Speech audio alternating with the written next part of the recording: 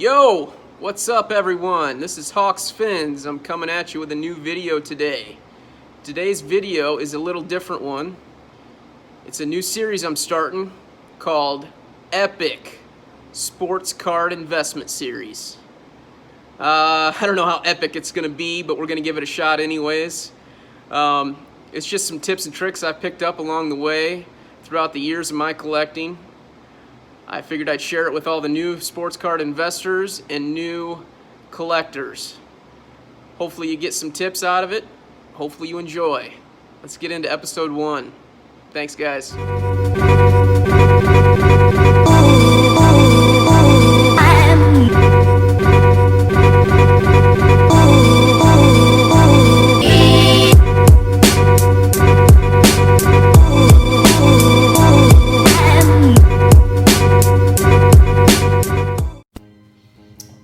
Alright, so episode 1, we're going to be talking about complete sets. There's actually a pretty decent way to make a good profit off of complete sets. I have an example for you today.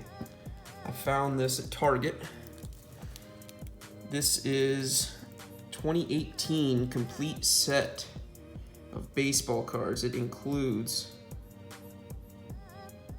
Series 1 and 2 plus 5 rookie image variation cards, and also a medallion card, which could be an autograph, but they're pretty hard to find. Really, you're not even really concerned with this medallion card. Let's just look at this box for instance, and I'll show you exactly what we're looking for in this one particular. There are 11 cards in here that you're really looking for, if you count the medallion card. But what we're really looking for is down here. Where's it at? Ronald Acuna Jr. So he's the big card in this chase. There's also another card in here that's a really good one. Ozzy Albies. I'm just using this as an example. You can make a profit off of a ton of complete sets. I'm gonna show you what we're exactly doing in this one.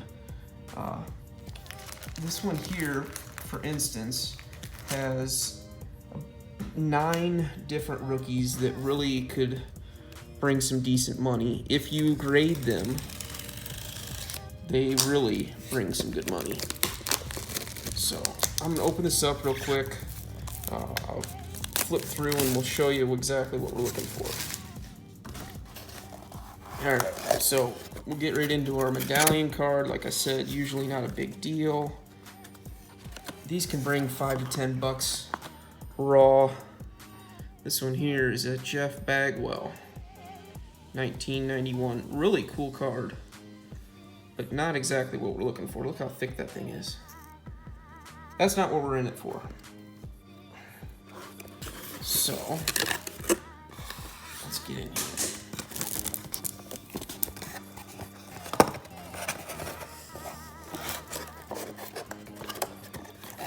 In here is a huge number of cards. They're really hard to find. You gotta actually sort through every single card to find exactly what you're looking for. Down here are your 5 rookie variation cards. I'll go through all the prices and everything with you when I get everything sorted. I'm going to sort through all this. Basically, I'll show you exactly what I do. I grab in the middle and pull out a stack. You got to be careful. Try not to damage the cards. If you pull out a stack in the middle, it kind of helps you get through and find what you're looking for. I always sort out all the rookies, even if they're not the ones that we're looking for. So I'll set the rookies off to the side. I'll bag them up, and then just hang on to them. You never know. Maybe they could turn into something in the future. But anyways, that's what you do. You go through all of these. I'm not gonna waste your time showing me sort through every single card, because it will take for quite a while. It will take. But I'll go through this handful here. show you exactly what I'm doing. Oh, right there. Boom. There's one of the cards we're looking for. Shohei Ohtani. Grade this as a PSA 10, which it looks like it should be a candidate. All the corners look really decent, really good. I don't see any whitening. This is the second box of this I've opened up. The first box, every card I pulled out looked like a 10. And that's key, too. You always want to make sure that they're going to be a 10. If they're a 9, you're really going to be breaking even on them. But as long as they PSA 10, you can make a profit. And you got to be patient, too. But we'll get into all of that. I'm going to sort everything out here, and I'll hit you back shortly. Okay, I have everything sorted here, so let's get into it. I like to team bag the rookies that I'm not going to send into PSA. So I'll bag them up, I'll hold on to them just in case they blow up in the future. You never know, then you got them fairly well saved, protected. I'll throw them in I shouldn't say throw them, I'll put them in a box, hang on to them. Keep them. Eventually, maybe they'll turn into something down the line, and then you got the cards ready to send into PSA. Okay, so here's our medallion card.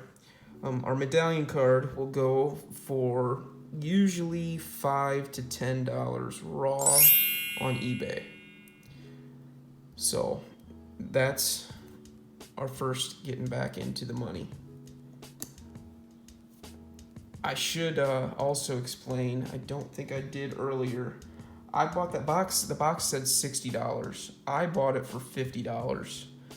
There's a barcode on the back of the box that covers up the other barcode. If it has that, there's actually like $10 off of it. So it may be marked for $60, but you can get it for $50. So I just want to put that out there too. Okay, so let's get into our good cards here. Our cards that we're going to send into PSA. All right, this is the banger right here. This is the one everyone's looking for. It's not the bat down variation out of Topps update, but this still does bring a pretty decent chunk of change. If you have a PSA 10, which I believe this one is, actually I think all of these should be PSA 10s. This is a really good box. So if this is a PSA 10, then you're looking at between $75 to $125 as the prices sit right now. Today's July 2nd of 2020. So we're going into the baseball season right now. Prices could fluctuate, could go up, and it all depends on how they're playing too. So, but as it sits right now, this is about a $100 card, roughly. Okay, number two really decent card that we're looking for out of this set is Ozzie Albies. This card right here is also almost $100. It's a $75 to $100 card, PSA 10 as it sits. So that's a really good one to hit too. Now we got two Devers out of this box. The first one here is his rookie card, his base non-variation card. This card right here, PSA 10, goes for $50 to $60. So again, definitely worth ripping into. I mean, that card right there almost pays for the whole box. And I mean, everything else would be profit. So, okay. And then here's his variation card. This comes in the complete sets. This variation card goes for $20 to $30. Now, this is one of those cards that you may not want to send in because you're right on the edge of cost basis. You could send this in and very well end up losing money on it. But the way that I do my eBay is I put a price on it and it doesn't sell until it sells. So I'm completely content with putting something up on eBay and hanging on to it for a year, and then eventually I'll get my money out of it. That will be another video that I do for you too. There's a really simple way to make your money, is just to be patient. So just be patient with these cards and you should get your money back. Okay, now here's an Ohtani. The base non-variation is $30 to $40. So that's PSA 10, $30 to $40.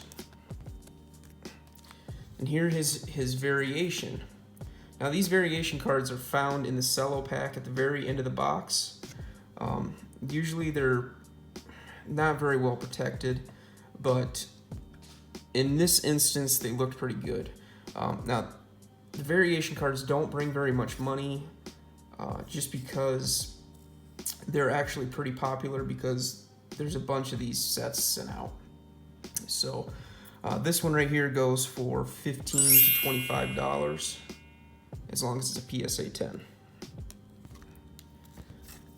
Miguel Andujar, he is going for $30 to $35 right now in a PSA 10.